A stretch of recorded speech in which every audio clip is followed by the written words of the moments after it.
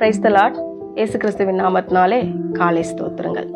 இந்த காலை வேளையில் நேற்றைய தினத்தில் கூட எலியா உடைய காரியங்களை நம்ம பார்த்து கொண்டு வந்தோம். எலியா எப்படி ஜெபித்தான், உடனே கேட்கப்பட்டது. இப்பொழுது எப்படி ஜெபித்தான், ஏன் கேட்கப்படவில்லை என்பதை குறித்து தான் நம்ம பார்க்க போகிறோம். சில வேளைகளில் நம்முடைய ஜெபங்கள் கேட்ட உடனே அதற்கு பதில் வரும்.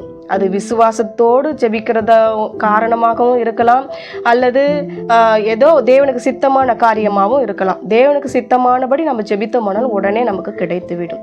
சில வேளைகளிலே தேவனுக்கு சித்தமாகவே இருந்தாலும் அதற்கு கொஞ்சம் நேரம் தாமதமாவது உண்டு. அது ஏன் என்றால் தேவன் ஒரு குறித்த காலத்தை வைத்திருக்கிறார். அவர் சகலவற்றையும் நேர்த்தியாய் செய்கிற தேவன் இல்லையா? அதினதின் காலத்தில் என்று சொல்லப்பட்டிருக்கிறது. அப்படிதான் இந்த எலியாவுக்கும் செய்யப்பட்டது. நேற்று பார்த்தோம், அந்த பாகால் தீர்க்கதரிசிகள் ரொம்ப நேரம் போராடி கொண்டு இருந்தார்கள். ஆனால் அவங்களுக்கு ஒரு உத்தரவும் வரவில்லை.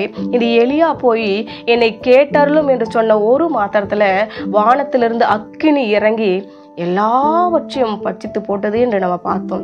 உடனே பதில் வந்தது. ஒரு வார்த்தை தான் சொன்னான், என்னை கேளும் கர்த்தாவே என்று ஒரு வார்த்தை தான் சொன்னான். வானத்திலிருந்து அக்கினி பயங்கரமாக இறங்கி அற்புதங்களை நடப்பித்தது. இன்றைக்கு கூட அவர் எப்படி ஜெபிக்கிறார், ஏன் பதில் தாமதமாகிறது என்பதை குறித்து நம்ம பார்க்க போகிறோம். வாசிக்கலாம். 1 ராஜாக்கள் 18ஆம் அதிகாரத்தில் இது முன்னாடிலாம் நீங்கள் கவனித்து பாருங்கள். நான் ஒரே ஒரு வசனம் மாத்திரம் உங்களுக்கு கடைசியாக நான் வாசித்து காமிக்கிறேன். நிறைய அந்த எலியா என்ன சொல்கிறான், ஆகாபை நோக்கி, நீர் போம் போஜனம் பண்ணும், பெருமழையின் இறைச்சல் கேட்கப்படுகிறது என்றான். ஆகா போஜனம் பண்ணி போனான். பின்பு எலியா கர்மேல் பர்வதத்தினுடைய சிகரத்தின் மேறி தரையில் பணிந்து தன் முகம் தன் முழங்கால் பட குனிந்து அவன் அங்கே போய் பணிந்து கொண்டு கர்த்தரை நோக்கி பண்ணும்போது, அப்புறம் அந்த 43வது வசனம் நான் வாசிக்கிற கவனிங்க. தன் ஊழியக்காரனை நோக்கி, நீ போய் சமுத்திர முகமாய் பார் என்றான். அவன் போய் பார்த்து ஒன்றும் இல்லை என்றான். நீ இன்னும் 7 தரம் போய் பார் என்றான். 7ஆம் தரம் இவன், இதோ சமுத்திரத்திலிருந்து ஒரு மனுஷனுடைய உள்ளங்கை அத்தனை சிறிய மேகம் எழும்புகிறது என்றான். நன்றாக நீங்க கவனித்து பார்த்தீங்கன்னா உங்களுக்கு புரியும். நேற்றைய தினத்தை நம்ம என்ன பார்த்தோம், அவன் ஜெபித்தான், உடனே அக்கினி இறங்கிற்று. அது தேவ மகிமையை படுகிற ஒரு நேரம், தேவனுக்கு சித்தமான ஒரு நேரம்.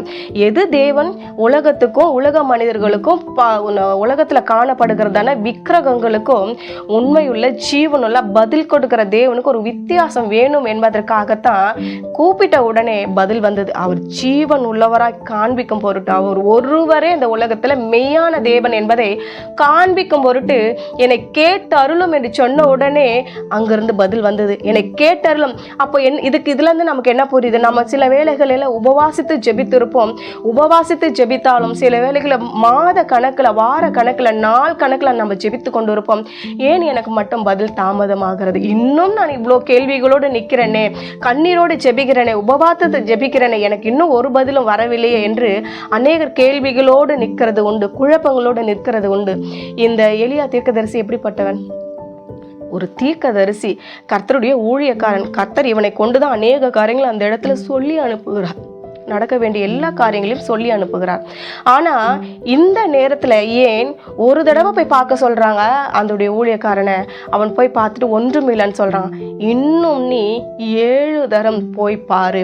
அப்போ உடனே அவனுக்கு பதில் வரல. போய் பார்த்துட்டு வந்து என்ன சொல்றான், ஒவ்வொரு முறையும் 7 தரம்னா ஒவ்வொரு முறையும் போய் பார்த்துட்டு வந்து இன்னும் எதுவும் பார்க்கல, எதுவும் தெரியல, எதுவும் 7ஆவது முறை தான் அவனுக்கு கையளவு மேகம் தெரிகிறது.